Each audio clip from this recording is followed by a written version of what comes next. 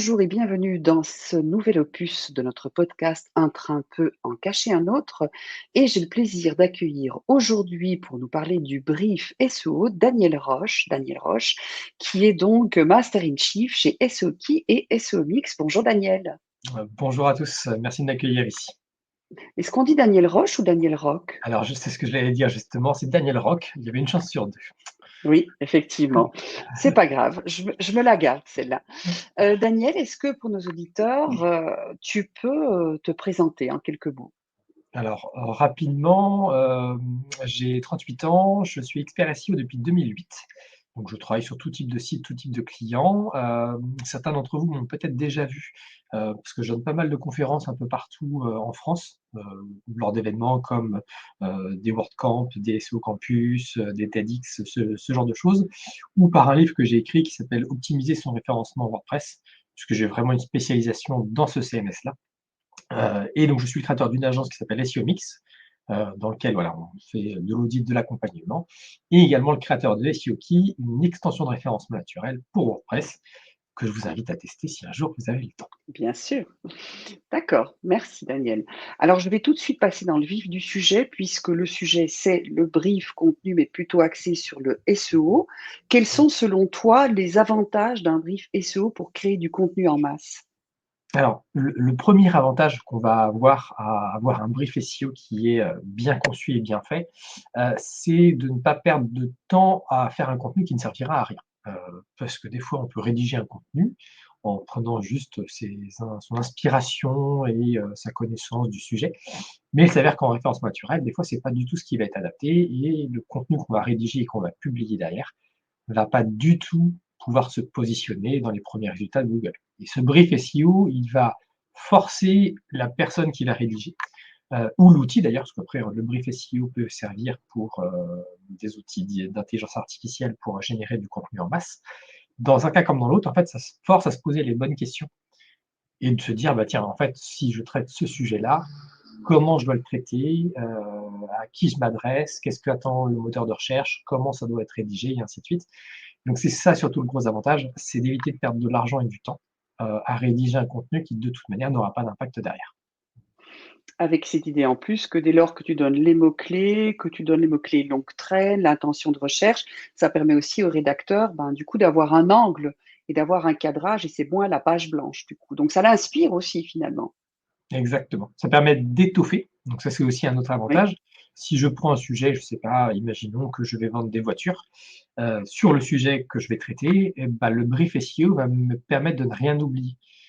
Puisque des fois il y a des sujets qui sont assez vastes, assez complexes et on peut très vite oublier tout un pan, de la thématique et pourtant c'est tout un pan de l'intention de recherche de l'utilisateur auquel on ne répond pas et donc ce qui fait que notre contenu va être moins qualitatif, moins complet, moins pertinent pour les moteurs de recherche. D'accord. Et du coup, comment est-ce qu'on va utiliser ce brief, SEO dans le processus de création? Est-ce que on est d'abord sur un brief éditorial parce que l'annonceur, le client veut traiter tel et tel et tel sujet? Ou est-ce que c'est plutôt l'agence SEO qui elle-même sort une liste de mots-clés et dit au client: «Voilà ce dont vous voulez parler»? Est-ce que ça peut être une fois un cas, une fois l'autre? Dans ta pratique au quotidien, toi qui fais du SEO, est-ce que tu es force de proposition en premier lieu sur le brief? Alors nous en tant qu'agence, on va surtout avoir une préconisation sur le sujet à traiter. Si le client vend tel type de produit ou tel type de service, nous, par l'analyse qu'on va faire, on va savoir quelles sont les expressions pertinentes et on va d'abord et avant tout d'abord avoir une plus-value là-dessus, lui dire: «Voici tous les sujets qu'il va falloir traiter sur votre site». Puisque c'est des sujets qui vont parler à votre clientèle, qui vont vous permettre d'avoir de la visibilité dans les moteurs de recherche et ainsi de suite. Donc ça, c'est quoi qu'il arrive, un consultant en référencement naturel ou une agence va avoir une Mmh. plus-value, à ce niveau-là. On va apporter, déjà un conseil sur la liste des mots-clés à traiter. Mais un bon brief SEO, c'est pas que ça. C'est pas juste traiter tel sujet, c'est surtout de dire comment on va le traiter. Et donc là, on va avoir un mélange des 2. On peut avoir une approche purement SEO, c'est-à-dire dire, «Voici le mot-clé ou l'expression sur laquelle je veux me positionner. Voici quel est le type de contenu que Google attend, et donc voici quel type de contenu vous devez rédiger. Voici les termes à utiliser, voici l'univers sémantique, voici les liens à ajouter de votre contenu vers les autres et des autres contenus vers le nouveau texte qui sera publié. Donc on peut avoir une vision purement SEO, mais un bon brief SEO va aussi intégrer toute la partie marketing. Quelle est ma cible? Quelles sont ses attentes? Mmh. Quel est son niveau de connaissance? Si par exemple je fais un article sur l'audit SEO, si je m'adresse à des gens qui ont déjà des connaissances, je ne vais pas traiter cette page-là de la même façon que si je m'adresse à quelqu'un qui ne connaît pas le référencement naturel. Donc on va aussi avoir toute cette notion-là, parce que ça va nous permettre de mieux convertir, de mieux répondre aux besoins, Mmh. et d'avoir quelque chose de beaucoup plus utile pour les moteurs de recherche et de beaucoup plus utile pour les internautes. Tu viens d'évoquer le mot page, tu dis voilà, sera plus utile pour cette page-là. Est-ce que le brief SEO pour toi va différer selon que c'est une landing page, une page produit, un article de blog, une page de contenu froid? Ou est-ce que la démarche brief SEO est la même? Alors, elle est la même, mais le contenu du brief SEO va être différent. Je m'explique. Ce qu'on va regarder, c'est pas la typologie d'URL de notre site, donc que ce soit la page d'accueil, un article, une catégorie, une landing page. En fait, c'est pas ça qui compte. Ce qui va compter, c'est plutôt sur l'expression qu'on va taper dans le moteur de recherche. Qu'est-ce qui ressort? Alors, un exemple que je donne très souvent, imaginons que je sois un vendeur de tondeuses à gazon. Si Mmh. aujourd'hui je vais dans un moteur de recherche et que je tape tondeuse à gazon, ma page d'accueil, enfin la page de résultat, pardon, ce n'est quasiment que des catégories de produits e-commerce. Ce qui veut Mmh. dire que Google, ce qu'il attend, c'est une catégorie de produits. Et donc, dans Mmh. mon brief SEO, ma demande, ça va être crée-moi une catégorie dédiée à ce produit-là, parce que sinon, j'ai très peu de chances d'apparaître dans la page de résultat du moteur de recherche. Donc, c'est plutôt, on part de l'intention et de ce que Google affiche comme typologie de contenu, qu'on va décider dans le brief SEO de ce qu'on doit créer derrière pour être visible.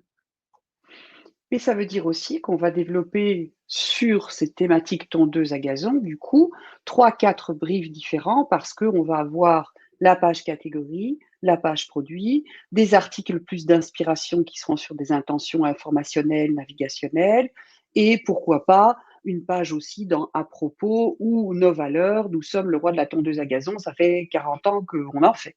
Tout à fait. Et puis après, on peut même aller encore plus loin, on peut partir, repenser un bon brief SEO, peut aussi penser à tout le parcours utilisateur. C'est-à-dire qu'en fait, sur un type de produit ou de service donné, vous avez des clients qui ont une problématique et qui veulent la résoudre. Il y a et qui savent comment la résoudre, donc quelqu'un qui veut entretenir sa pelouse, sait qu'il a besoin d'une tondeuse à gazon.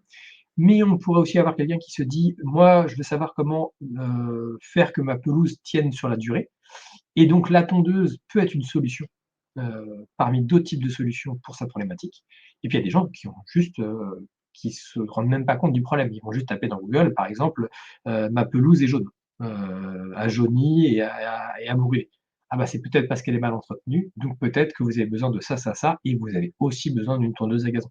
Donc après on peut aller très loin, et c'est pour ça Oui. que le brief SEO est très intéressant, c'est qu'on va essayer de capter l'internaute à toutes les étapes de son parcours utilisateur dans la réponse à son besoin et à sa problématique. Oui, parce qu'on pourrait même du coup avoir encore un autre thématique qui est comment entretenir ma tondeuse à gazon pour Tout à faire fait, aussi, du coup attirer un autre trafic.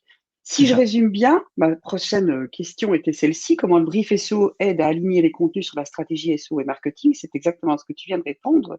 C'est que en fonction donc de l'étape dans le parcours d'achat, dans le cycle de maturité et en fonction de l'intention de recherche, on va déployer un programme de contenu et donc des briefs SEO distincts pour les intentions, les objectifs et du coup la typologie de pages, et de contenu derrière.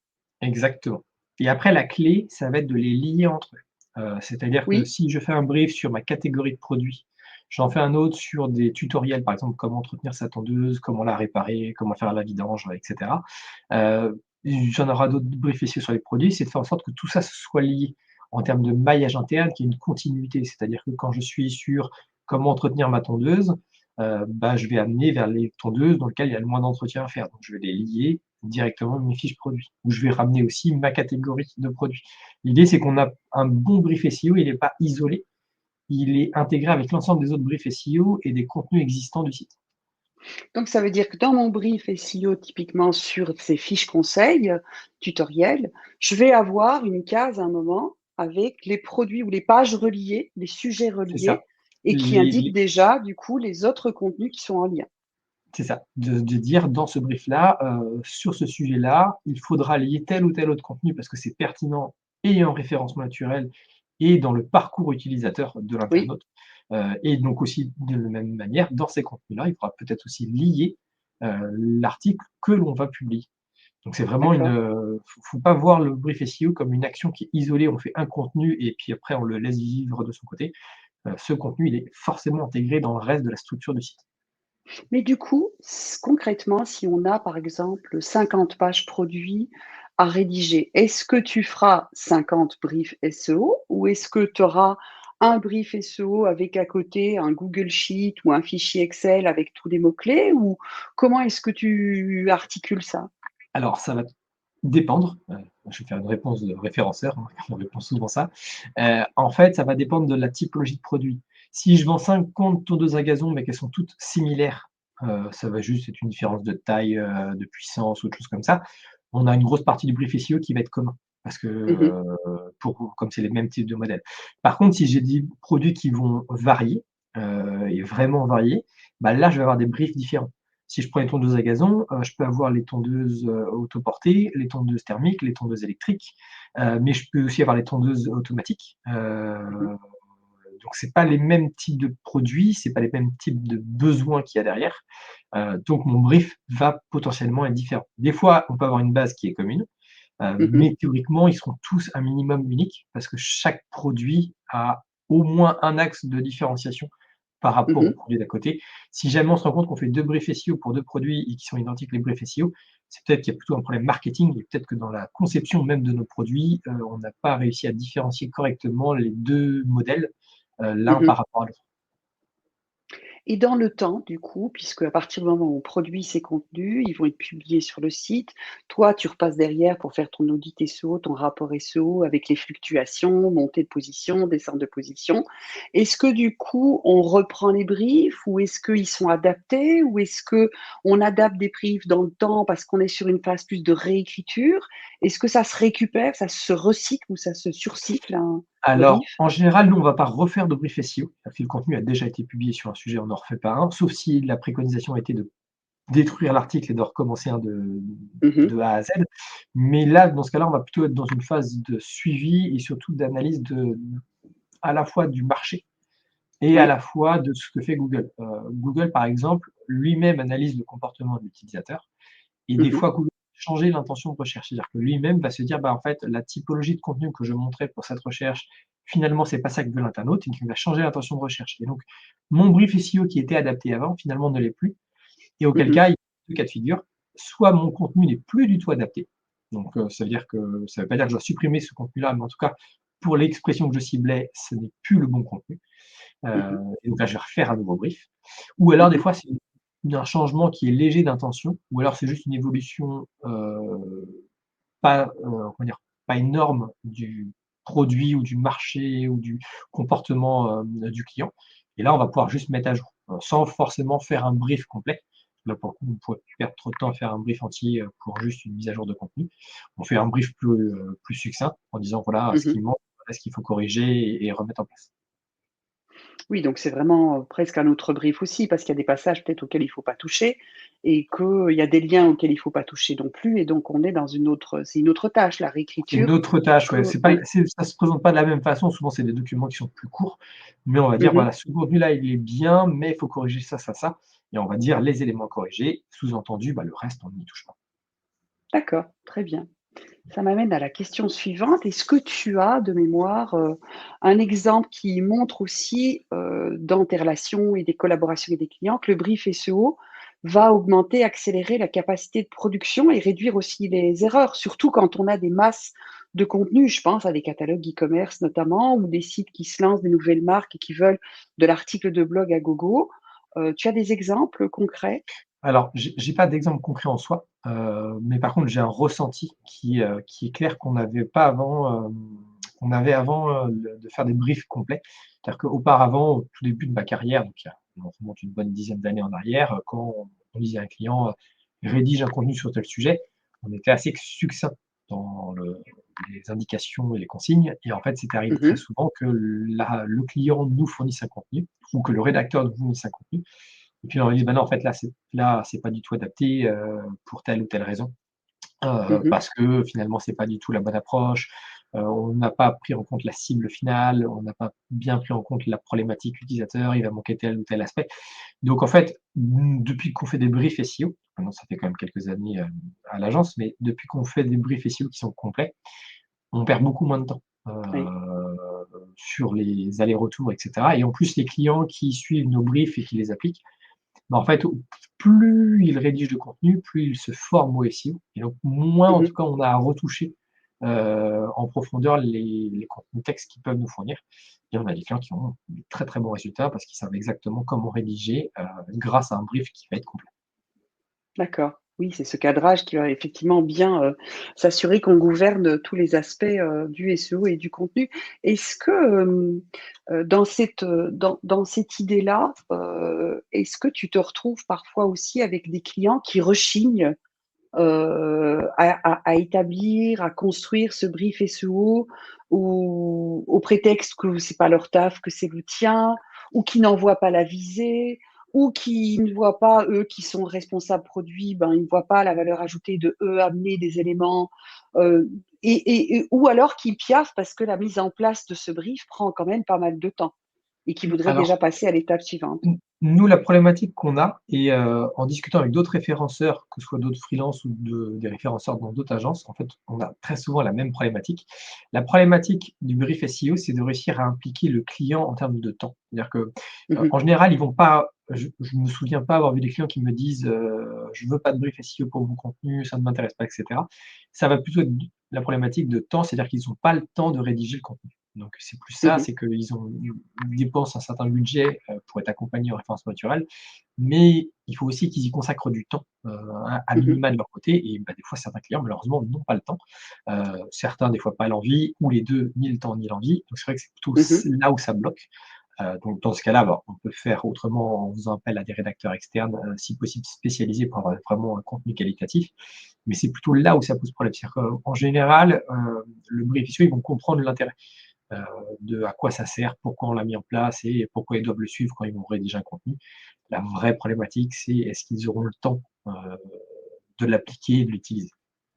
D'accord, donc pour toi, ils sont totalement disponibles pour tout ce volet plutôt justement stratégie marketing, de te dire c'est quoi leur cible prioritaire, les produits qui vont vendre le plus, ces tondeuses à gazon là plutôt que les autres et du coup on va commencer par ces produits-là, te donner les UVP, les USP de ces produits-là, pour pouvoir remplir aussi ton brief SEO. Donc ce temps-là, ils l'ont.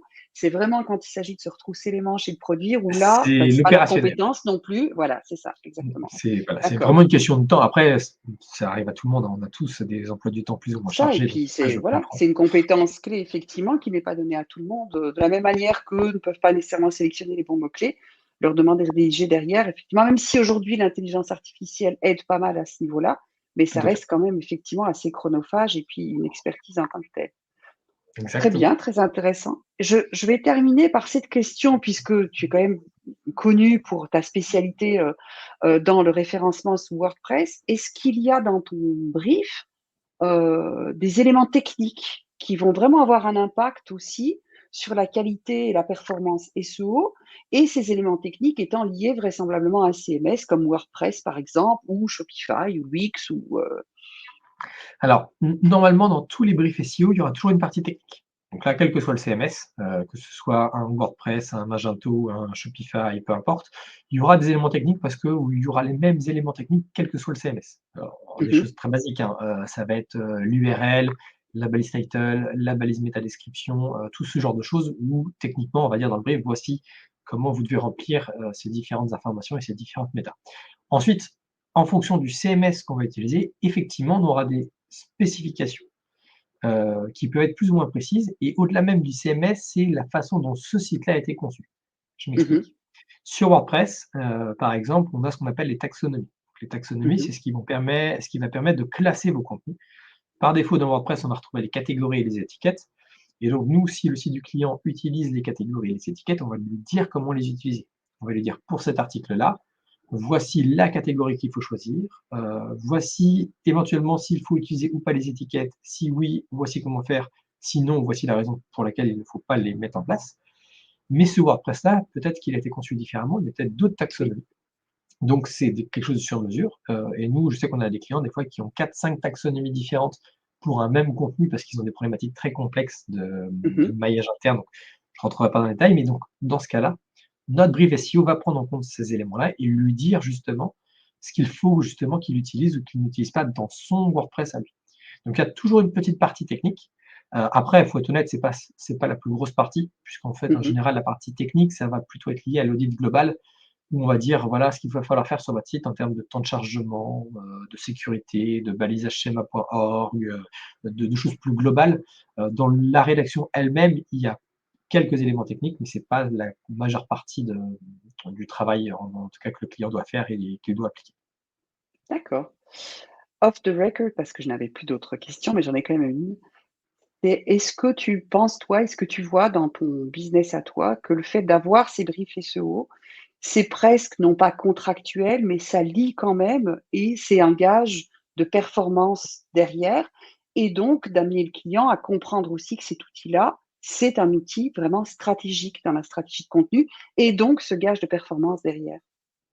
Alors, nous, je sais que les clients avec lesquels on travaille, le brief alors il y a plusieurs sujets. D'abord, c'est que quand ils voient ce type de brief par rapport au quand il y a 5-10 ans, on n'en faisait pas, bah, pour eux, ça les implique un peu plus. C'est-à-dire qu'ils vont se Mmh. rendre compte qu'effectivement, tiens, si on m'a envoyé un document de X pages qui détaille exactement comment je dois traiter tel sujet pour avoir de bons résultats, bon, s'il y a peut-être un intérêt, il va peut-être falloir que je me mette au travail.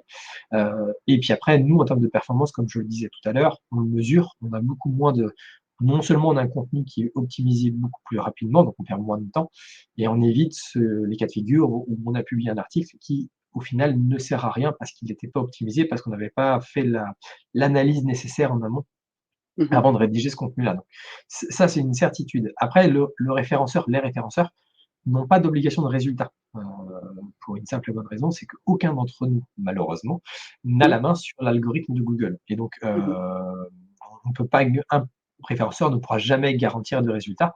Donc même avec un brief SEO, on ne peut pas garantir d'être positionné, mais dans les faits et par expérience, un contenu rédigé suite à un brief SEO est en général beaucoup plus complet, beaucoup plus optimisé, donc théoriquement a beaucoup plus de chances d'être dans le top 3 des résultats de Google. Mmh. D'accord. Dernière petite question, juste de pure, contingence. Tu utilises quoi pour tes briefs SEO? Du Word, du Excel, du Notion, du C'est très variable. Je sais que moi j'aime bien Word, c'est très subjectif. On a des clients qui adorent Notion, mmh. donc ils utilisent beaucoup. À vrai dire, ça a pas beaucoup d'importance. L'idée, c'est de trouver l'outil le plus pratique pour l'utilisateur final. C'est-à-dire que, pour que le référenceur puisse rédiger son brief, Mmh. transmettre facilement et que surtout la personne qui va l'utiliser puisse y accéder facilement et le lire facilement. Donc là, ça va être très subjectif. Je pense que chaque référenceur et chaque client est différent. Mmh. Donc tester, voilà, certains peuvent préférer Excel, d'autres Notion, d'autres voilà, d'autres, types d'outils, parce qu'il y a des Agnostique outils donc? dédiés. Mmh. Voilà, celui c'est vraiment tant qu'on a un outil avec lequel on est à l'aise, pour moi, c'est le plus important. C'est un peu comme les gens qui préfèrent les Mac, aux PC ou les Oui. PC aux Mac. Tant qu'on est à l'aise avec l'outil qu'on utilise, on fera du bon Mmh. travail. D'accord, très bien. Bah, écoute, je pense qu'on arrive déjà à la fin. Je ne sais pas si tu as une chose à dire en particulier ou si tu as une remarque ou à formuler ou un conseil à donner, Bah, le meilleur conseil que je peux vous donner sur le brief SEO, c'est vraiment, mettez-vous à la place du client final ou du prospect en tout Mmh. cas que vous ciblez et regardez bien ce que Google affiche. Pas dans le sens où vous allez copier-coller les concurrents, mais essayez de bien comprendre ce que Google attend sur votre expression et déjà ça, si vous le faites bien, vous allez faire une grosse partie du travail du brief SEO, et théoriquement votre contenu ne pourra pas être mauvais. Alors ça ne veut pas dire qu'il sera promis forcément, mais en tout cas, il ne Mmh. pourra pas être perdu dans les limbes des moteurs de recherche. Magnifique, super. Un grand merci, De Daniel rien, pour, ces réponses et pour cette, expertise. Je suis sûre que nos auditeurs seront, ravis et puis, si jamais il y a des questions, je te les transmettrai certainement parce que c'est eh vrai que bah, ça ouvre à pas mal d'autres questions et d'autres sujets. Merci à ce toi. sera À avec plaisir en bientôt. tout cas. À bientôt. Ciao.